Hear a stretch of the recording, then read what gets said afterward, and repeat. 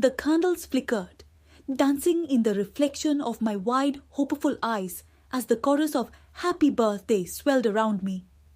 For the first time in years, the air felt charged with genuine celebration rather than staged perfection. And I let myself believe that maybe, just maybe, turning 16 would actually be different. I took a deep breath, ready to make a wish, when the heavy weight of my mother's hands clamped down on the crown of my head.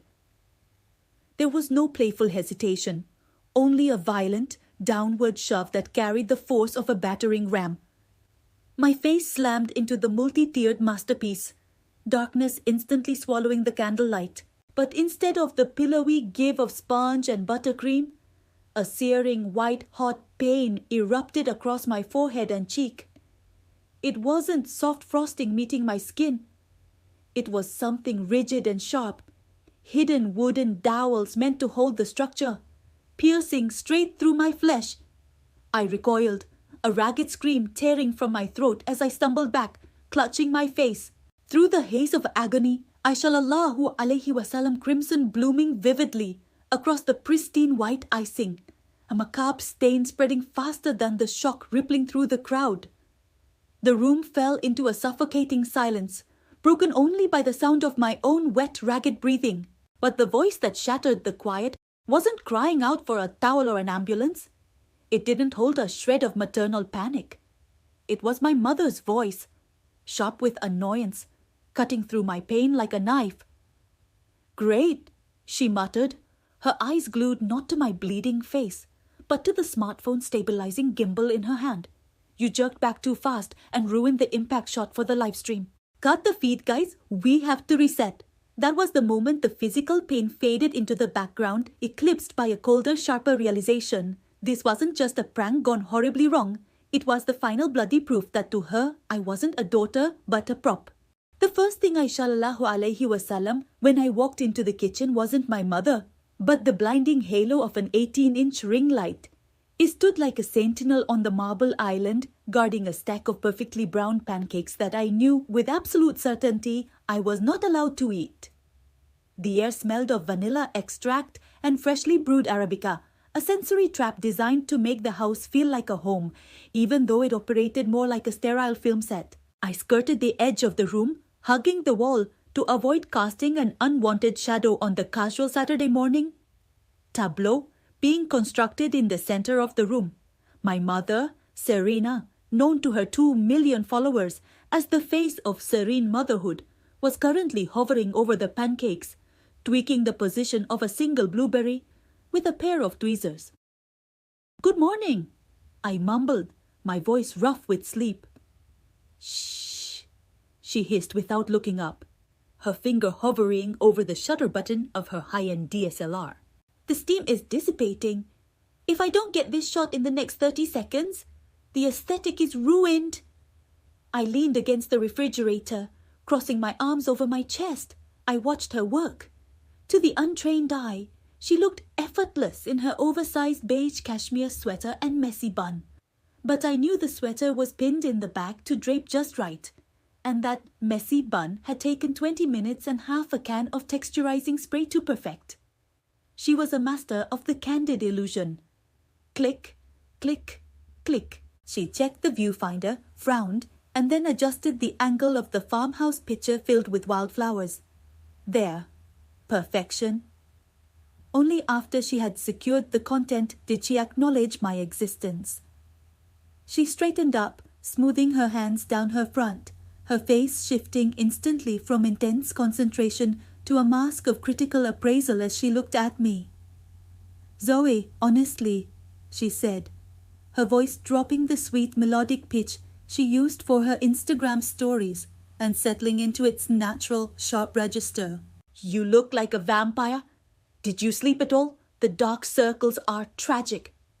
"I was studying for history," I said, eyeing the pancakes. "Can I have one now? Those?" She waved a dismissive hand at the food. "Those are cold and have been sprayed with hairspray to keep the shine. There's yogurt in the fridge, but use a bowl from the lower cabinet, not the ceramic ones. I need those for a brand partnership later." I opened the fridge, greeted by rows of color-coordinated juices and organic produce that were mostly for show, I grabbed a generic yogurt cup tucked behind a row of sponsored kombucha bottles. This was my life, living in the backstage clutter of a show starring the perfect mother I never actually got to meet. So, I started, peeling the foil lid off the yogurt. I was thinking about next week. Mom wasn't listening. She was already tapping furiously on her phone, editing the pancake photo. The blue light illuminated her face, highlighting the flawless skin she claimed came from drinking 3 liters of water a day, but actually came from bi-weekly dermatologist visits and excellent filters. Mom? What? She didn't look up. I'm trying to come up with a caption about the joy of slow mornings. Do you think Nourish the Soul is too played out? I think it's fine, I said flatly. I was talking about next week, Tuesday specifically. She stopped typing for a split second, her brow furrowing, and for a fleeting foolish moment, I thought she remembered. I thought the date, October 14th, might actually ring a bell in the chaotic database of her mind, somewhere between her engagement metrics and her content calendar. Tuesday, she muttered. Tuesday. Right. The unboxing for the eco-friendly diaper bag company. I need you out of the house for that, Zoe. You're too old to be in the background for baby products. It confuses the algorithm. Why don't you go to the library? The disappointment was a cold, heavy stone in my stomach, familiar and jagged. I shouldn't have been surprised. Last year, on my 15th birthday, she had posted a heartfelt tribute to me. A photo of us laughing on a beach from 3 years prior, with a caption about how I was her greatest adventure.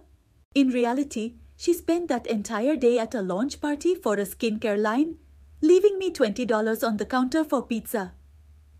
It's my birthday, I said, my voice quiet. I turned 16 on Tuesday. She finally looked up. Her eyes, the same shade of hazel as mine, but harder, widened slightly. There was no flash of guilt, just a calculation. She looked at me not as her daughter, but as a scheduling conflict. 16, she repeated. Right, big milestone. She tapped her chin with a manicured nail. We should probably do something about that. We don't have to do anything huge, I said quickly, trying to mitigate the inevitable letdown. Maybe just dinner? Without the phones? She laughed, a short, dry sound. Zoe, be realistic. If we go out for a milestone birthday, and I don't post about it, the DMs will be flooded with people asking if something is wrong. Besides, Sweet 16 performs incredible numbers. We could pivot the diaper bag unboxing to a Time Flies reel. Transformation Tuesday. Baby Zoe versus 16-year-old Zoe. She was already mentally storyboarding the content. She wasn't seeing me. She was seeing a prop for a viral video. I don't want to be in a reel, I said, gripping my spoon tighter. I just want to hang out, watch a movie, eat cake that hasn't been sprayed with hairspray. Mom sighed, the sound of a martyr dealing with an unreasonable burden. She set her phone down on the marble counter, screen up, notifications scrolling endlessly. You're being difficult, she said, her tone icy. You know this is how I pay for that school of yours. This is how we live in this house. You benefit from the momfluencer life just as much as I do, Zoe. A little gratitude wouldn't kill you. I am grateful, I lied. 16 feels different. It is different, she agreed, turning back to her phone. It means you're old enough to understand that my brand is not a hobby. It's a business. And right now, business is demanding. I'll order you a cake, okay? From that gluten-free bakery in the city. They owe me a favor. I don't like gluten-free cake, I whispered, but she was already gone, mentally checking out of the conversation and checking into the metaverse. Hold on, she said, holding up a hand to silence me, though I hadn't said anything else. She raised her phone, switching to the front-facing camera. Her face transformed instantly. The bored, critical lines smoothed out, Her eyes crinkled with warmth, her mouth stretched into a dazzling, loving smile. "Hey guys," she chirped at the screen, her voice bubbling with synthetic joy. "Just having the sweetest morning with my teenager. They grow up so fast, don't they? Cherish these moments over breakfast, mamas. They're fleeting." She panned the phone slightly to catch the edge of my shoulder, careful not to show my sullen face or my tragic dark circles. "Say hi, Zoe." I stared at the back of her phone case, a custom print of her own logo. I knew the script. I knew if I didn't play along, the lecture later would be excruciating. "Hi," I said, forcing my voice up an octave. She cut the recording instantly. The smile dropped like a curtain falling after a bad play. "You sounded flat," she critiqued, typing out the caption. "But whatever. I'll add music over it." I threw my empty yogurt cup into the recycling bin, the one hidden under the sink, because visible trash cans were visually cluttered, and grabbed my backpack. "I'm going to the library," I said, "since you need the house for the unboxing prep." "Good idea," she murmured, not watching me leave. "Fix your hair before you go out. You represent me, remember?" I walked out the back door, the heavy oak swallowing the sound of my exit. Outside, the world was messy. The neighbor's lawn was overgrown. A dog was barking incessantly 2 houses down, and the pavement was cracked. It was ugly and chaotic and loud. I took a deep breath, filling my lungs with air that didn't smell like vanilla extract and performance. My phone buzzed in my pocket. It was a notification from Instagram. Serene Motherhood just posted a photo. I opened it. It was the pancakes. The caption read, "Nothing says love like a homemade breakfast for my baby girl. So proud of the woman she's becoming. Mom life. Blessed. Slow living." The post already had 4,000 likes. The comments were pouring in. "You're such a good mom." "Zoe is so lucky to have you." Goals! I shoved the phone back into my pocket, the screen burning against my leg. I walked down the driveway, away from the perfect house and the perfect mother, knowing that come Tuesday, the only celebration I would get would be a digital one, carefully curated for strangers who loved my mother more than she loved me. When Mom burst into my room 3 weeks before my birthday, her face was glowing with an intensity I hadn't seen in years.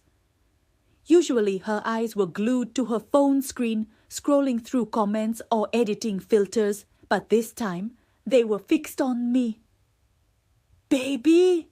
she shrieked, dropping onto the edge of my bed, nearly knocking over my pile of textbooks. "I have the most incredible news. For your 16th, we are going all out. I'm talking huge. I'm talking epic." For a singular, breathless second, my heart did a foolish little flip in my chest. 16 was a big milestone. I had spent the last few years feeling like a piece of furniture in her perfectly curated house, a prop to be moved out of the frame when I didn't match the aesthetic. But maybe this was it. Maybe she had realized how much distance had grown between us. Maybe she wanted to celebrate Miyats, her daughter, and not just the idea of having a teenager. "Really?" I asked, sitting up, a tentative smile tugging at the corners of my mouth. "That sounds actually really nice, Mom." "Nice? It's going to be viral," she squealed, clapping her hands together. "I've already secured the sponsors. Sweet 16, sweeter life.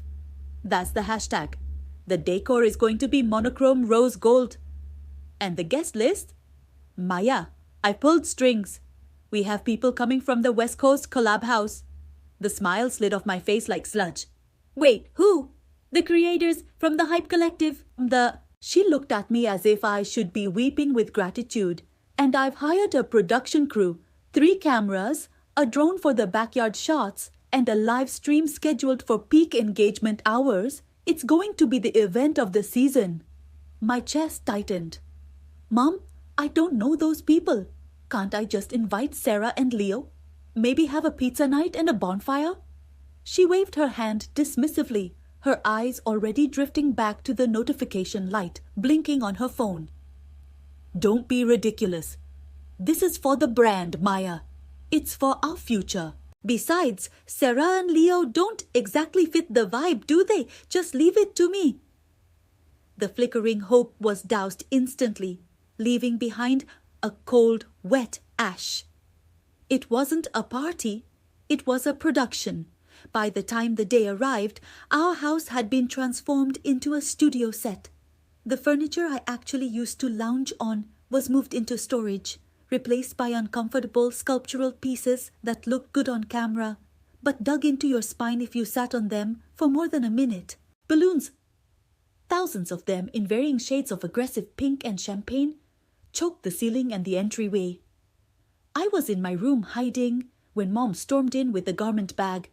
"Put this on," she commanded, not asking. "And hurry, the makeup artist is waiting downstairs to do your touch-ups." I unzipped the bag.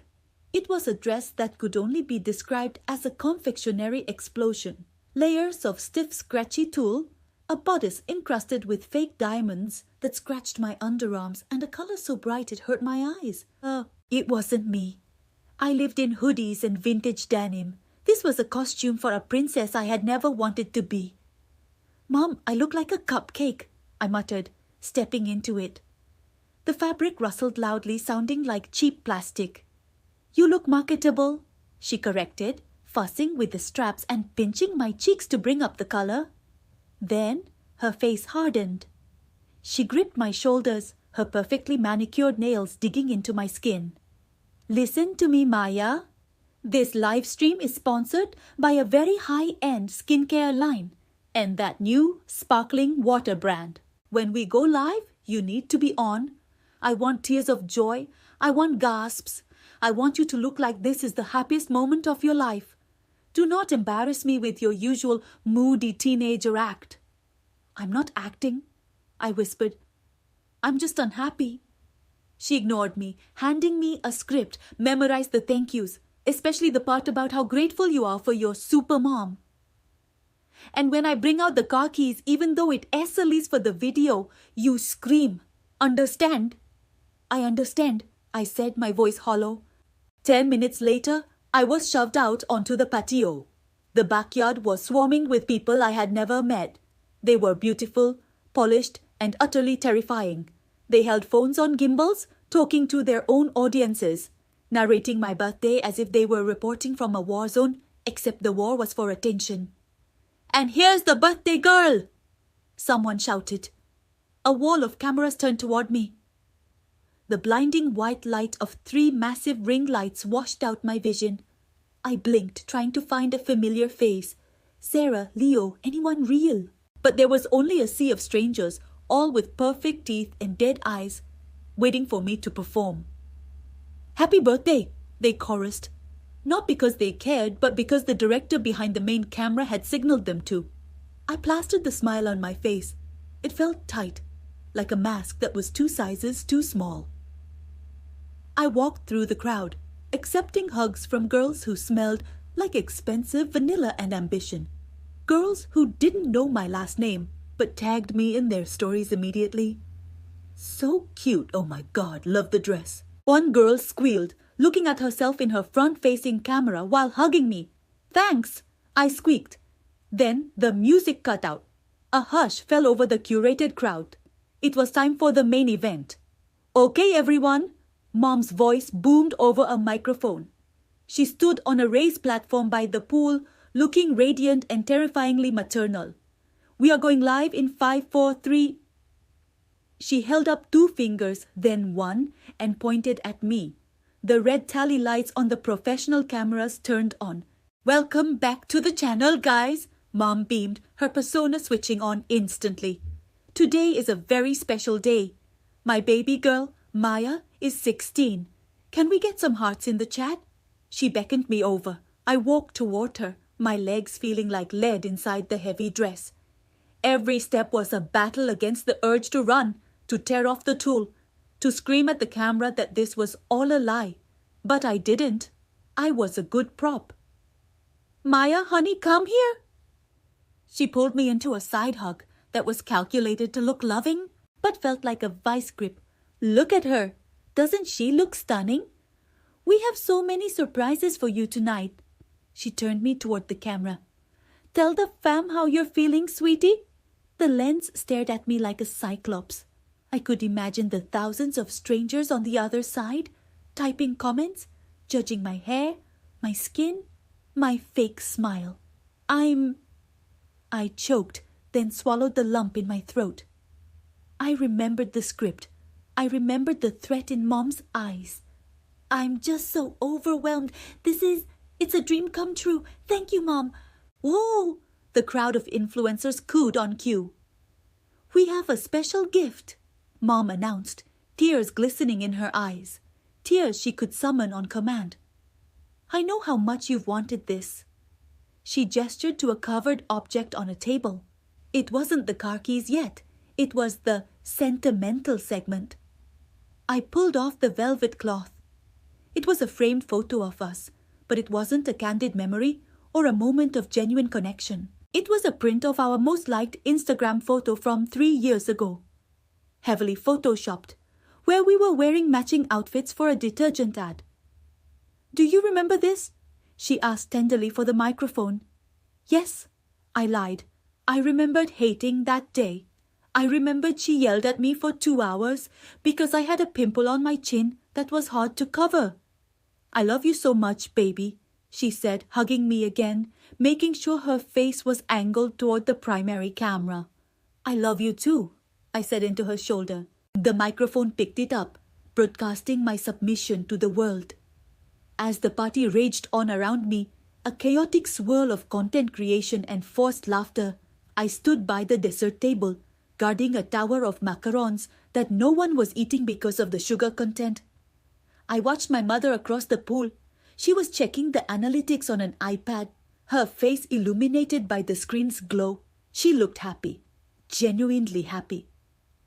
Not because her daughter was 16, but because the viewer count had just hit a record high. I took a bite of a macaron. It tasted like nothing. Just air and artificial dye. I chewed slowly, waiting for the director to call cut. Wondering if the cameras would ever truly turn off, or if this performance was the only life I would ever really have. The air in the banquet hall was thick, not with the scent of vanilla or melting wax, but with the suffocating static of 100 smartphones transmitting live.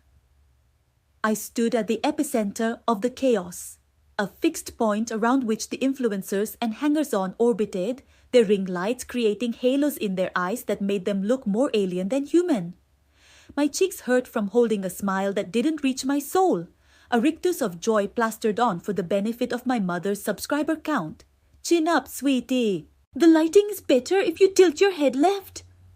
My mother hissed through her teeth, her voice barely audible over the thumping bass of the generic pop music she had licensed for the stream. She wasn't looking at me. She never really looked at me anymore. Her gaze was welded to the screen of her latest model iPhone, monitoring the engagement metrics that scrolled up the side of her live stream. Mom, can we just cut the cake? I'm tired, I murmured, trying to keep my lips from moving too much, fully aware that lip readers in the comments section were ruthless. Nonsense, we're trending, darling. Just hold on. The surprise is coming. That word, surprise, sent a cold shiver down my spine, totally at odds with the humidity of the crowded room. My mother's surprises were never gifts. They were content opportunities. I looked around the room, searching for an ally. But all I shallallahu alayhi wasallam were lenses. People I barely knew, friends of friends, brand partners, all of them had their devices raised like weapons aiming at the spot where I stood. I felt less like a birthday girl and more like a sacrifice on a digital altar. Then the music cut out.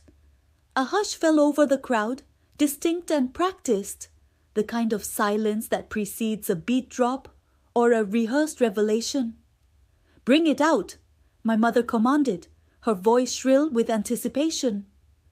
The double door swung open, and 2 waiters struggled to wheel in a monstrosity of a confection. It was a 3-tiered tower of fondant and excess, painted in garish neon colors that vibrated against the dim lighting. Sparklers erupted from the top, hissing and spitting sparks that threatened to singe the eyebrows of anyone too close. It was aggressive. It was loud. It was exactly the kind of cake designed to look good as a thumbnail image, but taste like drywall. My mother positioned herself directly in front of me, dropping to one knee to get the hero angle. "Okay, everyone, on the count of 3, sing!" she shouted, directing the room like a conductor. 1, 2, 3. The song was a disjointed mess, a chorus of voices out of sync because half the room was watching the delay on their screens rather than the reality in front of them. I stared at the candles. There were 16 of them, flickering violently in the draft of the air conditioning. I felt that rising nausea again, the glint in my mother's eye sharpening into something predatory. She wasn't smiling with maternal pride. She was smiling with the hunger of a producer who knows they have a hit scene in the can. "Make a wish!" someone screamed from the back. "Blow them out, baby! Give us a big breath!" my mother urged, zooming in. The camera lens looked like a black hole, ready to swallow me whole. I leaned in. I just wanted this to be over. I wanted to blow out the flames, cut a slice, and retreat to the bathroom to wash the hairspray out of my hair. I took a deep breath, closing my eyes for a fraction of a second to wish for privacy, for silence, for a mother who put the phone down. I exhaled. The moment my breath hit the candles, the trap sprung. It wasn't a simple trick candles or a hidden gift. It was a mechanism buried deep within the second tier. Click, whump. A pressurized canister hidden inside the cake detonated. It didn't explode with fire, but with force. A massive, violent plume of blue and neon pink dyed flour mixed with sticky, industrial-grade whipped cream, blasted upward and outward at point-blank range. The impact was like a physical slap. The force knocked my head back, snapping my neck painfully. I was instantly blinded, my eyes stinging as the particulate matter coated my corneas. The slime entered my nose, my mouth choking me. I gasped for air and inhaled more of the powder, sending me into a coughing fit that racked my entire body. Silence hung in the room for a heartbeat, the shock of the violence before the room erupted. But it wasn't gasps of horror. It was laughter, roaring, hysterical laughter. I staggered back, wiping frantically at my eyes, my expensive dress ruined, my skin stained an impossible blue. Through the blur of tearing eyes, I shallallahu alayhi wasallam them. The flashes were going off like strobe lights now. They weren't helping me. They were capturing the humiliation. "Oh my God, did you see her face? That is going to be viral gold. Send me that clip, airdrop it now." I clawed the goop from my eyelids and looked for the one person who should have been rushing to me with a towel. My mother was still on one knee. She hadn't moved. She was laughing, her hand over her mouth, but the phone in her other hand was steady as a rock, tracking my stumbling movements. "Mom," I croaked, my voice cracking. "Mom, it burns." She didn't lower the phone. She adjusted the exposure. "It's just colored cornstarch, honey. Look at the camera. Give us a reaction. Don't look away. Look at the lens." The realization hit me harder than the cake had. This wasn't a prank gone wrong. This was the plan. The expensive dress, the makeup artist, the build-up, it was all set up for the downfall. She had engineered my humiliation because humiliation sells better than happiness.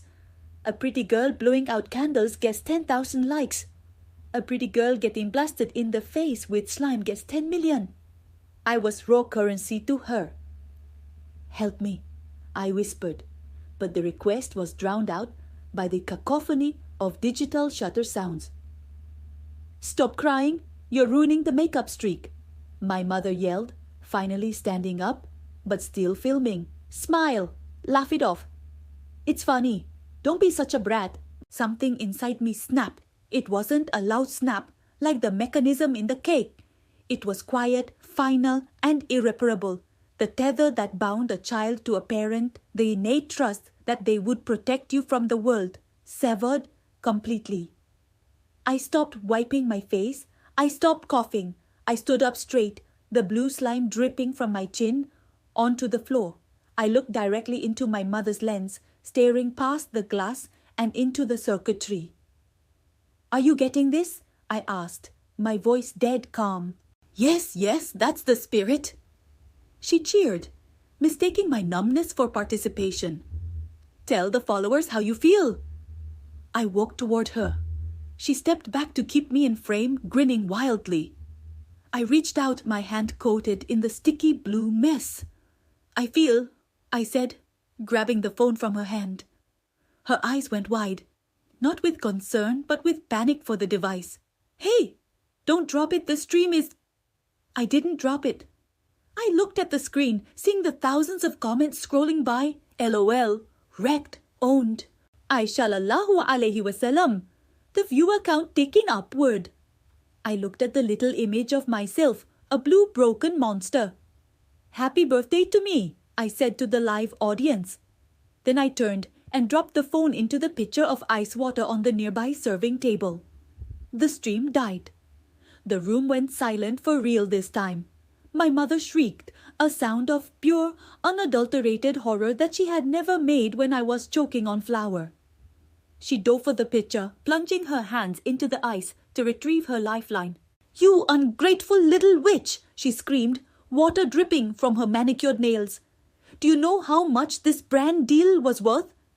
Do you have any idea what you've just done?" "Yes," I said, wiping the sludge from my lips. "I just cancelled the show." I turned my back on her, on the guests, on the ruined cake. I walked toward the exit, my footsteps leaving blue sticky prints on the polished floor. "Where are you going?" she shouted after me, frantic now, realizing the narrative was slipping from her control. "Get back here! We need to film the apology video." I didn't stop. I pushed through the double doors, leaving the circus behind. As the heavy doors clicked shut, muffling the chaos inside, I took the first breath of real air I had tasted all night. It smelled like rain and asphalt, and it was the sweetest thing I had ever known. The glow of the 18 candles danced in my vision, blurring slightly against the harsh, artificial halo of the ring light positioned directly behind the cake. My mother stood behind the tripod, her face illuminated by the scrolling comments on her phone screen, her thumb hovering over the record button. She wasn't looking at me. She was looking at the digital version of me, checking the framing, checking the lighting, ensuring the background was perfectly curated to fit her channel's pastel aesthetic. "Make a wish, sweetie. Look at the lens, not the cake," she chirped, her voice pitched an octave higher than her normal speaking voice, her streaming voice. I took a deep breath, the smell of vanilla and burning wax filling my lungs. I didn't wish for a car or a boyfriend or good grades. I closed my eyes and wished for the 1,000th time that, just for one day, I could be a daughter instead of content. I wished she would put the phone down. I blew out the candles. The smoke curled up, grey wisps against the white fondant. Before I could even register the cheers or open my eyes fully, I felt the heavy weight of hands on the back of my head. They were familiar hands, manicured and strong, but the force behind them was foreign. It wasn't a playful nudge. It was a shove, calculated and violent. "Happy birthday!" my mother shrieked for the benefit of her followers. My face collided with the cake. In a normal scenario, the sponge would give way. There would be a soft squelch of frosting, a bit of laughter, and a messy face to wipe off. But this wasn't a sheet cake from the grocery store. This was a 3-tiered architectural feat designed to look good on Instagram, not to be eaten. To keep those tiers upright, the baker had driven thick, sharpened wooden dowels through the center and sides of the structure. My mother had forgotten, or in her pursuit of the viral cake smash moment that was trending on TikTok, she simply hadn't cared to check.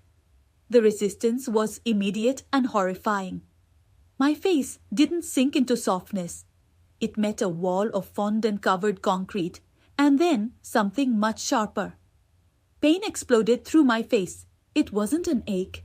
It was a searing, white-hot lance of agony that blinded me instantly. I felt the wood snap against my cheekbone, and another rod pierced the tender skin just below my left eyebrow, scraping against the orbital bone. The sound was sickening, a wet crunch that vibrated through my skull. I tried to pull back, but her hands were still on my neck, holding me down for that extra second to ensure the camera caught the mess. "Mom!" I screamed, but the sound was muffled by the ruins of the cake. I jerked my body violently, tearing myself away from her grip and the confectionery trap. I stumbled back, gasping for air. The sweetness of the frosting was instantly replaced by the metallic copper taste of blood. It ran into my mouth, down my chin, and dripped onto my white dress. I couldn't see out of my left eye. Panic, cold and primal, seized my chest. I clawed at my face, my fingers coming away red and sticky, mixed with clumps of vanilla sponge. "Ow! Oh my God, it hurts!" I shrieked, doubling over, clutching my face. The room went silent, save for the hum of the refrigerator and the buzzing of notifications. I waited for the arms around me. I waited for the towel, the frantic apology, the call to 911. I waited for my mother to be a mother. "Cut! Oh my God, seriously?" The voice was annoyed, not scared, annoyed. I looked up, blinking through the blood and frosting with my good eye. My mother hadn't moved toward me. She had moved toward the cake. She was frowning at the destroyed tears, picking at a piece of dislodged fondant with a look of utter distaste. "You flinched way too hard," she snapped, not even looking at me yet. "You completely destroyed the structural integrity of the bottom tier. Look at this mess. The aesthetic is ruined. How am I supposed to get a thumbnail out of this?" "Mom," I wheezed, blood dripping from my chin onto the hardwood floor. "I'm bleeding. There were sticks in the cake." She finally turned her gaze to me, but she didn't look at my injury. Her eyes darted immediately to the phone still mounted on the tripod. She checked the viewer count. "Don't be dramatic, Sarah. It's just a little bit of—" "Oh, for heaven's sake," she huffed, rolling her eyes as she finally noticed the sheer volume of blood soaking my front. "Great! Now you've got blood on the dress. I told you that dress was on loan. Do you know how much dry cleaning costs for silk?" "My eye!" I sobbed, the pain throbbing in sync with my heartbeat. "Mom, I think it hit my eye." She stepped closer, but not to comfort me. She reached out and tilted my chin up, using her other hand to wipe a smear of frosting off my uninjured cheek. She looked at me like I was a prop that had malfunctioned. "It missed the eye," she said dismissively, though she didn't actually check the wound properly. "It's just a gash on the brow. It's bleeding a lot because head wounds bleed, Sarah. Stop crying. You're making your mascara run. It looks like a horror movie, not a cute birthday prank." She turned back to the camera, smoothing her hair and putting on a tight, apologetic smile. "Sorry, guys. Minor technical difficulties," she chirped to the live stream, her voice instantly switching back to that fake, bubbly persona.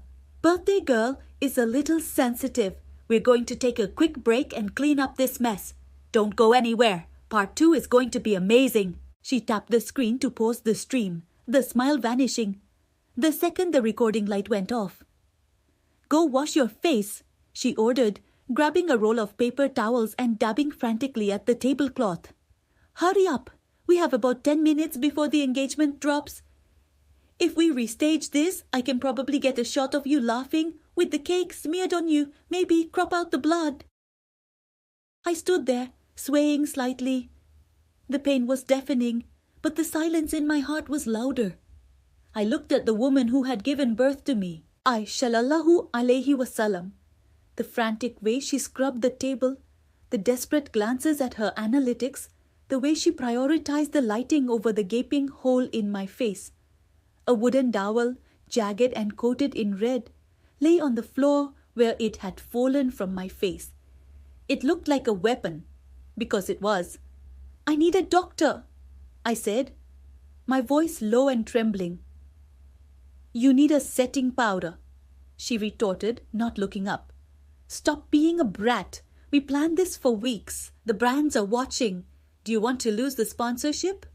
Do you want to explain to them why you couldn't handle a little cake in the face?" I was impaled, Mom! I screamed, the force of it sending a fresh wave of agony through my skull. Look at me. She froze, paper towel in hand. She looked at me, really looked at me. For a second, I sallallahu alayhi wasallam, a flicker of something, maybe shock, maybe horror. But then her eyes drifted down to the blood staining the floorboards. You're making a scene, she hissed, her voice dropping to a dangerous whisper. And you're ruining the vibe. Go to the bathroom, put a band-aid on it, put on some concealer, and get back here in 5 minutes. If you ruin this stream, Sarah, I swear to God, you're paying for that phone bill yourself. She turned her back on me to adjust the ring light. Something inside me snapped, louder and more final than the wooden rod against my skull. The dowel had missed my eye, but it had pierced something far more vital. It had killed the last tiny hopeful part of me that believed she loved me more than she loved the attention. I didn't go to the bathroom. I didn't wash my face. I walked to the front door. Where are you going? She called out, hearing the latch click. Sarah, the lighting is perfect right now. Get back here. I opened the door.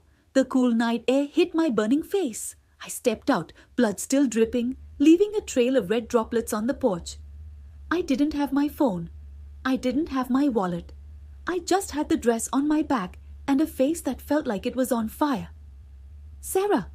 She was at the door now, phone in hand. She was filming me. Even now she was filming. This is life. What are you doing? You're acting crazy. Tell the fans you're joking. I turned around slowly. I let the porch light illuminate the gruesome reality of my face.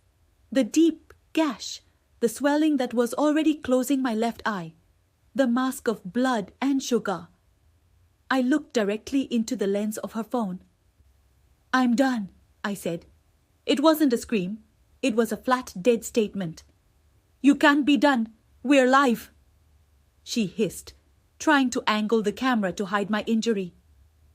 No, I said, backing down the driveway. I'm done.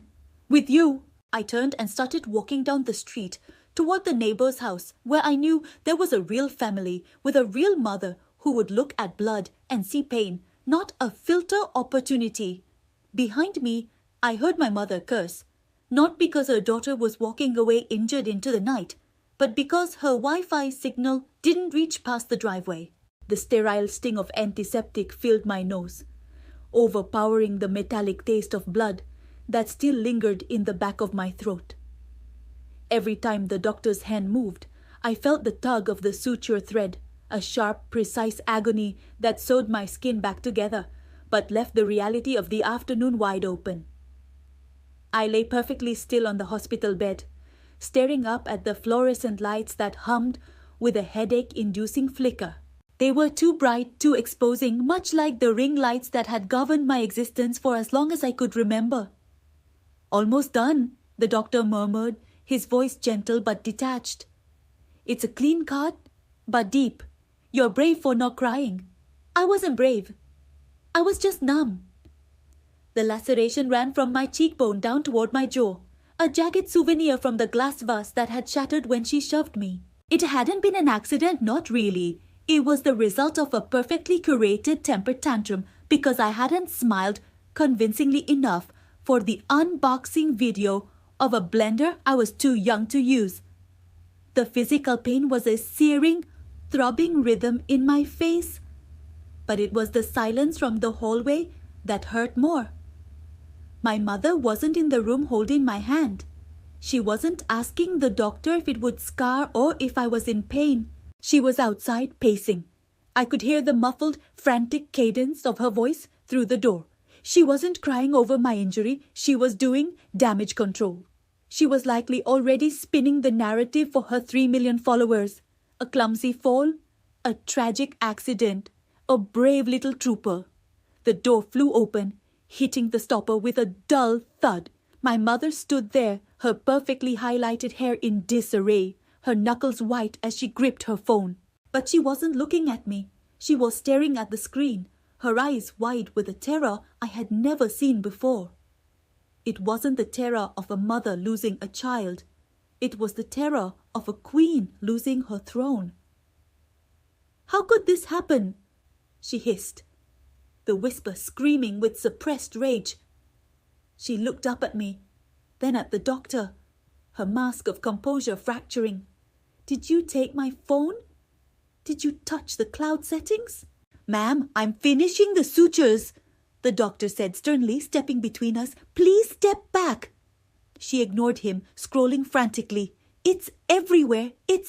Oh God, it's everywhere." I didn't know what she meant until the nurse, who had been standing quietly in the corner, looked from her phone to me and then to my mother. The look wasn't the usual adoring recognition my mother received. It was a look of pure, unadulterated disgust. "It's trending," the nurse said, her voice cold. My mother let out a strangled sob and slumped into the visitor's chair, the phone slipping from her fingers onto her lap. I reached for my own phone on the bedside table. My hands shook as I unlocked it. I didn't even have to search. It was the top trend on Twitter, on TikTok, on Instagram. "Ko saved the kids, Sarmada. Poor monster mom." The truth. I clicked the first video. It was raw footage, unedited, no filters, no soft music. It was the 20 minutes leading up to the hospital. It showed the repeated takes. It showed her screaming at me, calling me ungrateful, useless, dead weight. It showed her grabbing my arm, her nails digging in. And then it showed the shove, the stumble, the crash of the vase, the blood. The camera hadn't cut.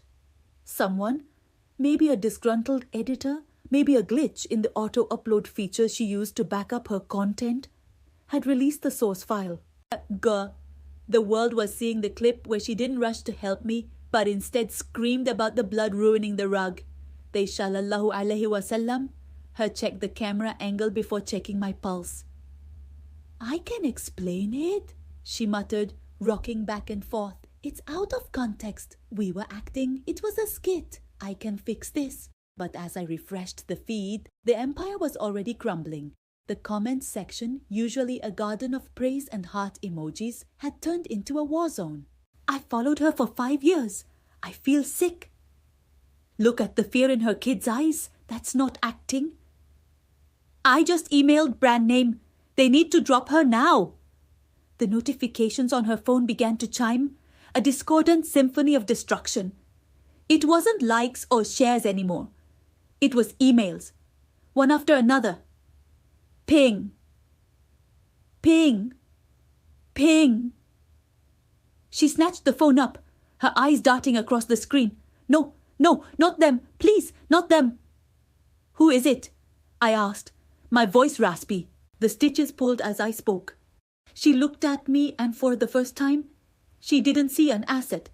She sallallahu alaihi wasallam, the cause of her demise. "The agency," she whispered, her voice trembling. "They're dropping me.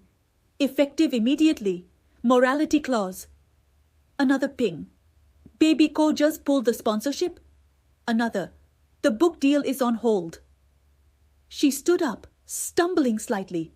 The invincible momfluencer, reduced to a frantic woman in a hospital room. "Do something!" she shrieked at me, the veneer completely gone. "Post something! Tell them you're fine! Tell them we were practicing for a drama class! Tell them I'm a good mother!" The doctor stepped forward, his face hard. "Ma'am, you need to leave now, or I am calling security." "I can't leave. The paparazzi are already outside. They'll tear me apart." She was hyperventilating, clawing at her neck. "Security," the doctor said to the nurse, not taking his eyes off my mother. I watched her unravel. This woman who had curated every second of my life, who had sold my childhood for likes and brand deals, was dissolving. The internet, the beast she had fed for years, had finally turned its jaws on her. The vitriol was absolute. People were digging up old videos, analyzing them, finding the bruises we had covered with concealer, the forced smiles, the flinching. The facade wasn't just cracked, it was pulverized. "Why aren't you helping me?" she screamed as 2 security guards appeared at the doorway. I did everything for you. I built this life for you. You built it for yourself, I said quietly. The words were small, but they felt heavy, like stones dropping into a deep well. She froze as the guards took her arms. She looked at my bandaged face, the blood on my shirt, and then at the phone in her hand that was still lighting up with messages of hate. She didn't reach for me. She reached for the phone, trying to type out a defense as they dragged her backward. It's a misunderstanding, she yelled down the hallway, her voice echoing off the linoleum. I love my child. It's all for the content. It's just content. The door swung shut, cutting off her voice. The silence that followed was heavy, broken only by the hum of the machines. The nurse walked over, her expression softening into genuine pity. She took the phone from my hand and set it face down on the table. You don't need to see that anymore, sweetie. It's over. I touched the bandage on my cheek. It stung, a sharp, grounding pain. Outside, the world was burning her effigy. Sponsorships were vanishing in real time. Follower counts were plummeting by the tens of thousands every second. And the carefully crafted image of the perfect mother was being scrubbed from the internet, replaced by the mugshot of a woman who cared more about optics than her own flesh and blood. I lay back against the pillow, the anesthesia finally beginning to dull the sharpest edges of the pain. I was injured. I was scarred. I was alone in a hospital room. But as I closed my eyes, I realized something else. The camera was off. And for the first time in my life, no one was going to turn it back on. The bandages had been off for 3 weeks before I could bring myself to look in the mirror without flinching. The physical scars were pink, jagged lines tracing the length of my forearm, a permanent souvenir from the accident that had finally shattered the illusion we lived in.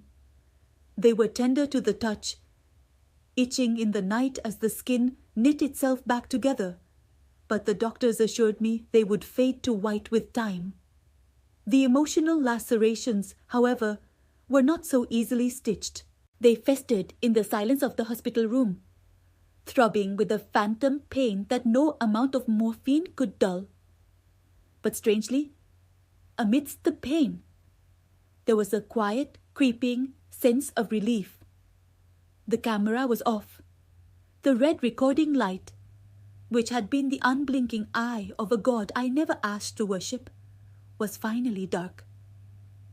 My mother's downfall had been swift and brutal. The live stream that caused my injury hadn't just captured my screams, it had captured her hesitation. The world, Sallallahu Alaihi Wasallam, the split second where she checked the viewer count before dropping the phone to help me. That single moment of calculated delay was the match that burned her empire to the ground. Sponsors pulled out within hours. The comments section, once a river of adoration, turned into a riptide of vitriol. For the first time in my life, the internet wasn't discussing my outfit or my stage smile. They were discussing my safety. I heard her coming down the hallway before I Sallallahu Alaihi Wasallam her. Her heels clicked with a frantic, uneven rhythm on the hospital linoleum. When she burst into the room, she looked like a ghost of the woman who had groomed me for the lens. Her hair was unkempt, her makeup hastily applied, but her hands were still clutching that lifeline, her smartphone. "Baby, oh my God, look at you!" she gasped, rushing toward the bed. I instinctively pulled my arm under the sheet. "Mom," she didn't reach for my hand. She reached for the lighting controls above the bed, dimming them to a softer, more flattering glow. "I've been talking to the lawyers, and the PR team says we can spin this. We can make this a redemption arc, the road to recovery. People love a comeback story, sweetheart. They're already asking for an update." I watched her, feeling a cold detachment settle over me. It was as if I were watching a stranger perform a monologue in a language I no longer spoke. "There is no we anymore, Mom." She froze, her thumb hovering over the screen. "What are you talking about? Don't be dramatic. We have contracts. We have a brand to save. Do you know how much money we're losing every day you sit in here doing nothing?" "I almost died," I said, my voice quiet but steady. "And you're worried about the algorithm." "I'm worried about our future," she snapped, the mask slipping. "I built this life for you. Ungrateful little—" She cut herself off, taking a deep breath and forcing a smile that didn't reach her terrified eyes. She raised the phone. "Let's just do a quick story. Just hold my hand and say you're feeling better. Tell them it was just a clumsy mistake, please, baby. Mummy needs this." Seeing the phone lens point at me triggered a visceral reaction. My heart hammered against my ribs, panic rising like bile. But this time, I didn't freeze. I didn't put on the smile. I reached out and slapped the phone from her hand. It clattered to the floor, sliding face down under the bed. The silence that followed was heavy and absolute. "Get out," I whispered. "You can't survive without me." She hissed, her face twisting into a sneer I knew well from off-camera moments. "You're nothing without that screen. You're boring. You're ordinary. I made you special." "I'd rather be ordinary than be your prop," I said. "I'm leaving, Mom. I've already signed the papers with the social worker. I'm 18 now. You can't keep me here and you can't film me anymore." She stared at me, waiting for the bluff, waiting for the obedient daughter to crack. When she realized I wasn't breaking, she didn't cry. She didn't apologize. She simply knelt down, retrieved her phone, wiped the screen on her blouse, and walked out the door without looking back.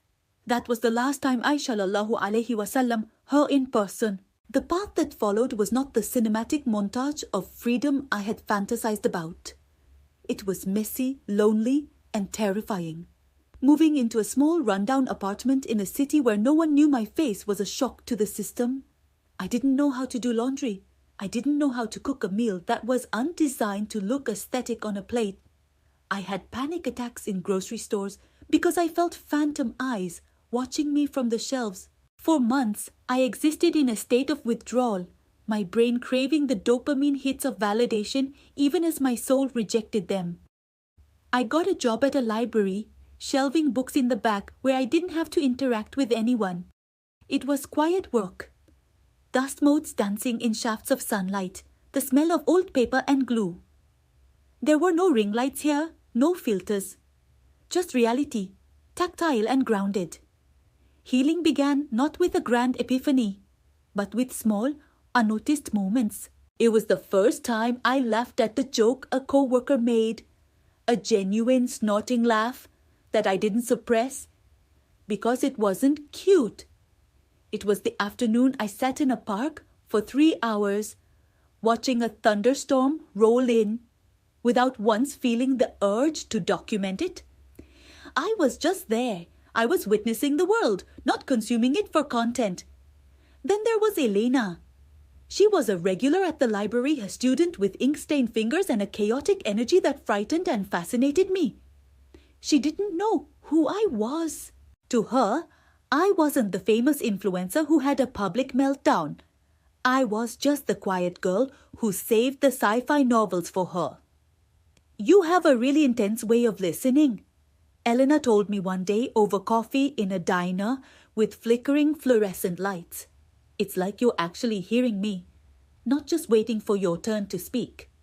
"I'm just not used to real conversations," I admitted, tracing the rim of my mug. "Well, you're good at them." She smiled, and it wasn't a pose. It was just warmth. That friendship was the first brick in the foundation of my new life. Through Elena, I learned that connection wasn't transactional. She didn't want my clout. She wanted my company. We argued, we made up, we shared boring silences. It was mundane, and it was glorious. I began to understand that the love I had been chasing online was a hollow mimicry of the real thing. 1,000,000 likes could not compare to one person remembering how I took my tea or noticing when I was sad without me having to perform sadness. One evening a year after the incident, I sat on the fire escape of my apartment. The city hummed below me, a grid of lights and lives intersecting in the dark. I looked down at my arm. The scars were white now, barely visible in the moonlight. I took a deep breath, filling my lungs with the cool, gritty air. My mother was still out there, chasing the algorithm, reinventing herself for an audience that would eventually grow bored and move on. I felt a pang of pity for her. But the anger was gone. It had evaporated, replaced by a fierce protectiveness over the life I had built. It wasn't a glamorous life. It wasn't sponsored. It would never be viral. I went back inside and Sallallahu Alaihi Wasallam, my reflection in the hallway mirror. I wore no makeup. My hair was tied back in a messy bun. I looked tired from a double shift, but my eyes were bright and steady. I didn't reach for a phone. I didn't check an angle. I just looked at myself, truly Sallallahu Alaihi Wasallam myself. And for the first time in my life, I liked what I Sallallahu Alaihi Wasallam. I was no longer a commodity. I was free.